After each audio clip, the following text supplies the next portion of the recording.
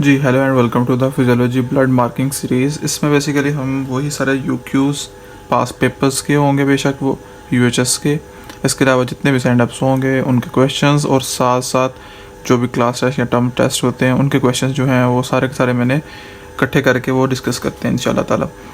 सो सबसे पहले तो ब्लड की वेटेज का हिसाब लगा लेंगे। ये सबसे important chapter of physiology first year है। अब हम इसकी मार्किंग देखते हैं। फर्स्ट ऑफ ऑल आपको इन सब में एक बेसिक रेट देनी है, और आपको यहाँ पे जस्ट इतना पता होना चाहिए कि जो आरबीसी प्रोड्यूस होता है उसका डायमीटर कितना है, विड्थ कितनी है और लेंथ कितनी होती है। ये चीज़ें बस एक इन्फॉर्मेशन के लिए एमसीक्यू में बाज़ दफ़ा आ जाती है। नॉर्मल नंबर मैन और वुमेन पता होना चाहिए।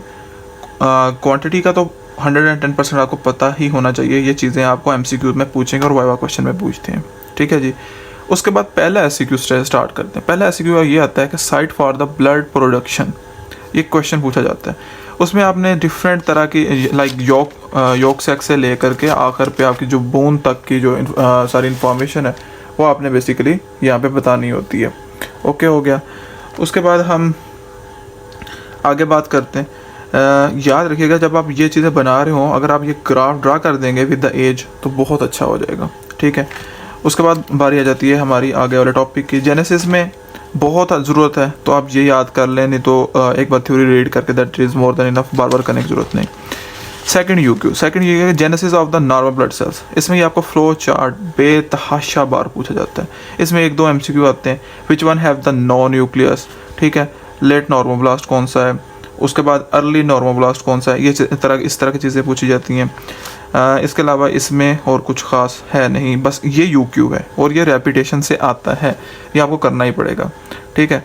उसके बाद हम देख लेते हैं कि ये स्टेजेस ऑफ डेवलपमेंट के नाम से आता है, ठीक है।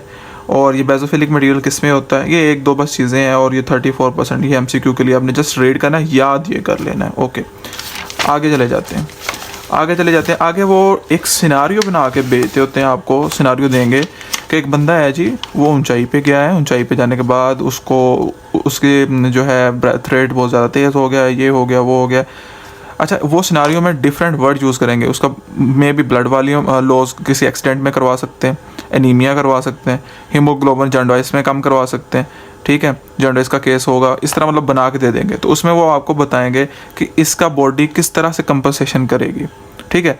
लाइक जॉन्डिस के केस में वो कह देंगे जी हीमोग्लोबिन लेवल लो है, एक्सीडेंट हो गया, ब्लड वॉल्यूम लॉस हो गया, ठीक है। पल्मोनरी डिजीज़ है, कोई भी किसी के नाम पल्मोनरी डिजीज़ का नाम लेके कह देंगे। तो आपको ये वाला फ्लो चार्ट फिंगर टिप पे आना चाहिए। ये हो गया। उसके अलावा हाई एल्टीट्यूड का यहाँ पे पूछा जाता है, यहाँ पे वो मेंशन नहीं है, ये पैराग्राफ में होगी। हाई एल्टीट्यूड का मोस्टली कहा जाता है, ठीक है। तो ये एक इंपॉर्टेंट यूक्यू है, इसके लिए बस ये कर लें, थ्योरी लिखने की ज़रूरत नहीं होती। अच्छा, उसके बाद मैं ज़रा आपको थोड़ा सा रिटन फॉर्म में भी दिखा दूँ तो बेहतर हो जाएगा। ये मैंने आपको दो फिक्स बता दी हैं, एक साइट प्रोडक्शन और किस तरह से सीक्वेंस होती है। अच्छा जी, उसके बाद हम आगे मूव करते हैं। ये जैसा आपने एक अपने तौर पे एक रीड कर लेना ताकि कोई एमसीक्यू आ जाए तो वो आपका कवर हो जाए। अच्छा, यहाँ पे आकर के ना आपका एक यूक्यू होता है, मैच्योरेशन ऑफ आरबीसीज। अच्छा, मैच्योरेशन ऑफ आरबीसी में B12 कैसे इन्वॉल्व होता है, कैसे, अगर वो नहीं होता तो क्या चेंज आती है, मेगालोब्लास्टिक एनीमिया कैसे होता है, ये सारी की सारी चीज़ें आपको एक इनफॉर्म फ्लो चार्ट बना के रख लें, वो आपको याद हो। पर्नीशियस एनीमिया भी कैसे होता है B12 की वजह से, तो ये बहुत आसान है, ठीक है। उसके बाद आ जाते हैं हम आगे हम बात कर लेते हैं। ये जस्ट आपके एमसीक्यू के लिए इंपॉर्टेंट पॉइंट है। ग्लूटामेटिक एसिड जो डेफिशिएंसीज है वो उससे क्या क्या आगे हो सकता है। हीमोग्लोबिन फॉर्मेशन के अगर आपने ये स्टेप याद कर लिए, ठीक है जी, अगर हीमोग्लोबिन फॉर्मेशन के आपने ये स्टेप याद कर लिया, that is more than enough, आपका काम हो जाएगा, ठीक है जी। फार्मूला याद करने की ऐसा ज़रूरत होती नहीं, ना कोई पूछता है फार्मूला। अच्छा, जो पीछे था ना ट्रांसपोर्ट वाला, सॉरी यहाँ पे होगा जो ये ट्रांसपोर्ट वाला सारा सीन होगा, इसके लिए मैं प्रेफर करूँगा अगेन ये वाली चीज़ कर लें। यूक्यू है, ये लिख लें, आपका नंबर कहीं नहीं जाने वाला। उसमें एमसीक्यू में जस्ट ये 2 पॉइंट आपसे पूछे जाते हैं, इसके अलावा नहीं पूछा जाता, ठीक है। ये लिख देंगे, आपकी ये सारी चीज़ें कवर हो जाएंगी। और एंड पे आप जब रिवीजन पे जाएंगे तो जस्ट ये इतना करेगा। गाइडन का यही मज़ा है कि आपको फ्लो चार्ट जो है वो बने बनाए मिल जाते हैं, बहुत मज़े के। ये एक जस्ट रीड है आपकी। अब ये जो पेज है ना, ये पेज इतने सिनारियोज बेस्ड क्वेश्चन देगा कि आपकी सोच है। अब किस तरह से सिनारियो आता है, मेरा एक ख़ास वीडियो बनाने का प्लान है जिसमें मैं डिफरेंट सिनारियो के की पॉइंट्स को डिस्कस करूँगा कि भाई ये वर्ड आएगा, आपने ये आंखें बंद करके ये सिनारियो डिटेक्ट कर लेना है। इंशाल्लाह ताला वो आपको काफ़ी हेल्पफुल होगी। लेकिन पहले आपको सिंपल ये बता दूं कि इसमें हमेशा सिनारियो आते हैं, डिफरेंट एनीमियाज के काज पूछे जाते हैं, लेकिन जो मोस्ट इंपॉर्टेंट है वो एरिथ्रोब्लास्टोफिटेलिस है, वो आगे भी चैप्टर में गिवन है, वो वहाँ पे आएगा।